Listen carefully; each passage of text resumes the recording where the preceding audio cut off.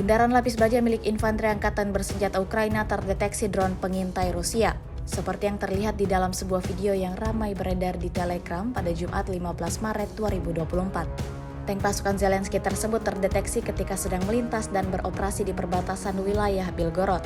Dalam cuplikan video tampak bagaimana cara kerja pasukan Rusia dalam menekan provokasi di medan pertempuran. Setelah melihat kendaraan militer Ukraina berhenti beroperasi dan diam di satu titik, Wafel Lancet Rusia sigap menabrak tank musuh yang berkamuflase di hutan tanaman. Hasilnya terjadi ledakan besar dan memicu kepulan asap yang tebal seperti yang terekam jelas dalam video. Video ini kemudian viral dan menuai beragam respon dari warganet.